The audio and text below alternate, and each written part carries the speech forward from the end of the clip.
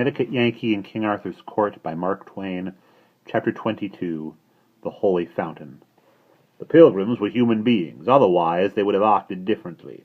They had come a long and difficult journey, and now, when the journey was nearly finished and they learned that the main thing they had come for had ceased to exist, they didn't do as horses or carts or angleworms would probably have done, turn back and get at something profitable. No, anxious as they had before been to see the miraculous fountain, they were as much as 40 times as anxious now to see the place where it had used to be. There is no accounting for human beings. We made good time, and a couple of hours before sunset we stood upon the high confines of the Valley of Holiness, and our eyes swept it from end to end and noted its features. That is, its large features. There were 3 masses of buildings. They were distant and isolated temporalities shrunken to toy constructions in the lonely waste of what seemed a desert, and was. Such a scene is always mournful. It is so impressively still, and looks so steeped in death. But there was a sound here which interrupted the stillness, only to add to its mournfulness. This was the faint far sound of tolling bells which floated fitfully to us on the passing breeze, and so faintly, so softly, that we hardly knew whether we heard it with our ears or with our spirits. We reached the monastery before dark, and there the males were given lodging, but the women were sent over to the nunnery. The bells were close at hand now, and their solemn booming smote upon the ear like a message of doom. A superstitious despair possessed the heart of every monk, and published itself in his ghastly face.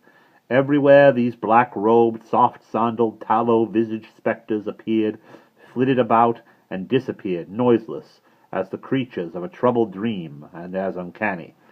The old abbot's joy to see me was pathetic, even to tears, but he did the shedding himself. He said, "Delay not, son, but get to thy saving work, and we bring not the water back again, and soon we are ruined, and the good work of 200 years must end, and see thou do it with enchantments that be holy, for the church will not endure the work in her cause be done by the devil's magic.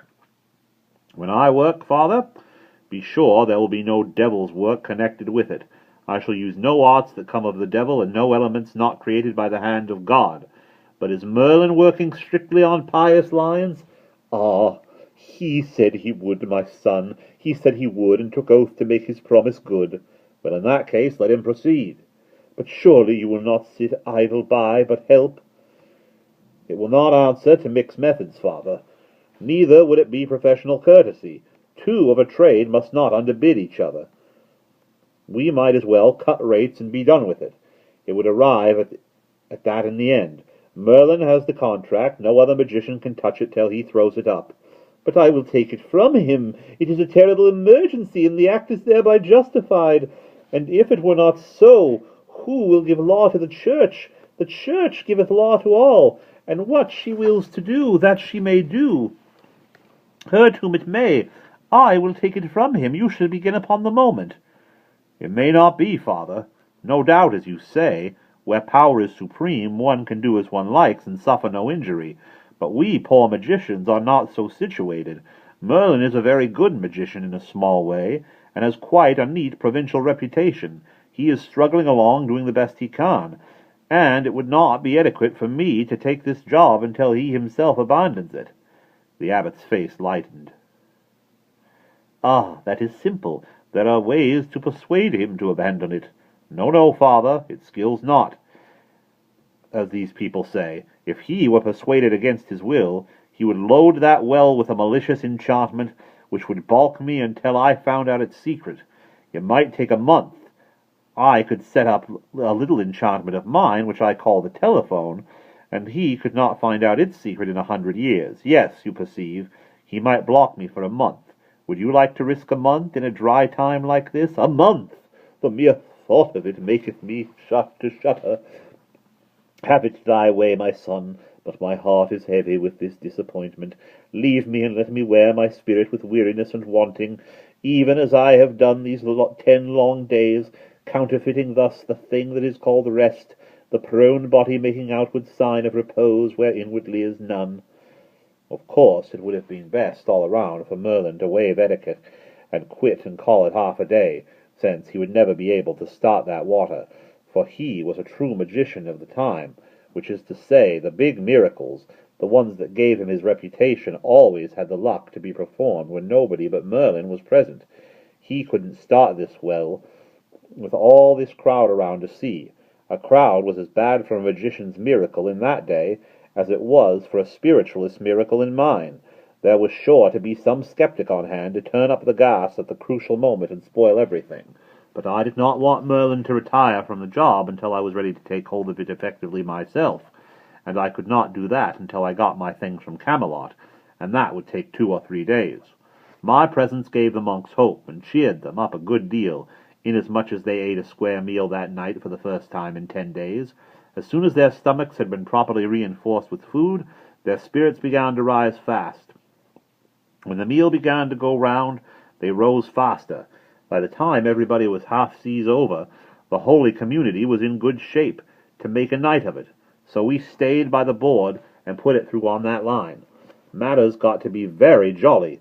Good old questionable stories were told that made the tears run down and cavernous mouths stand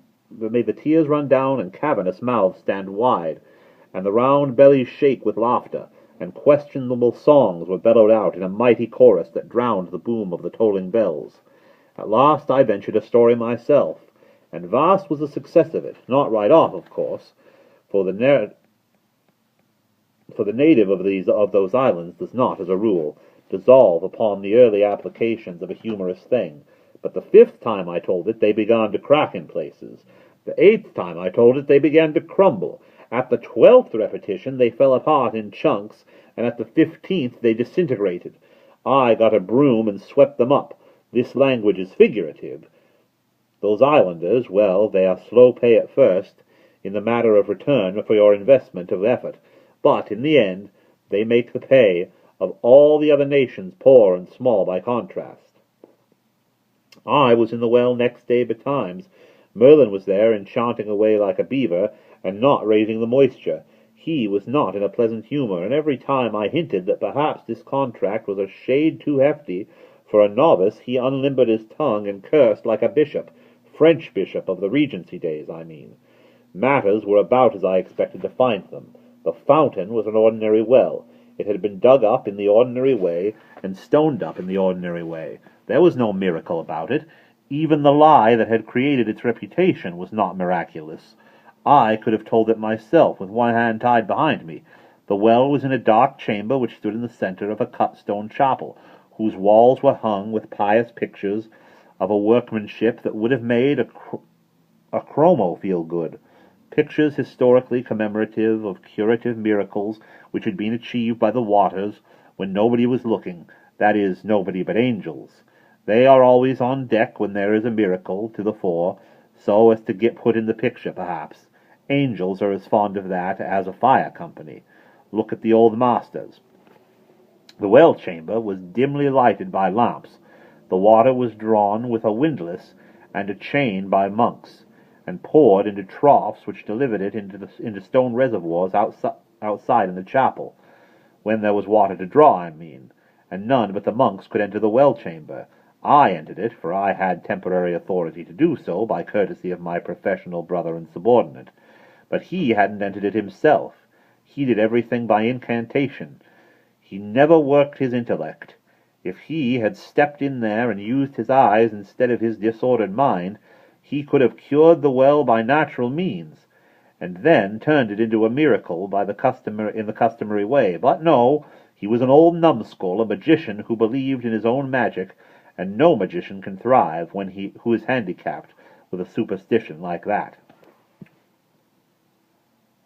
I had no idea that the well had sprung a leak, that some of the wall stones near the bottom had fallen in exposed fissures that allowed the water to escape. I measured the chain, 98 feet. Then I called a couple of monks, locked the door, took a candle, and made them lower me in the bucket. When the chain was all paid out, the candle confirmed my suspicions. A considerable section of the wall was gone, exposing a good big fissure. I almost regretted that my theory about the well's trouble was correct, because I had another one that had a showy point or two about it. For a miracle, I remember that in America, many centuries later, when an oil well ceased to flow, they used to blast it out with a dynamite torpedo. If I should find this well dry and no explanation for it, I could astonish these people most nobly by having a person of no especial value drop a dynamite bomb into it. It was my idea to appoint Merlin. However, it was plain that there was no occasion for the bomb. One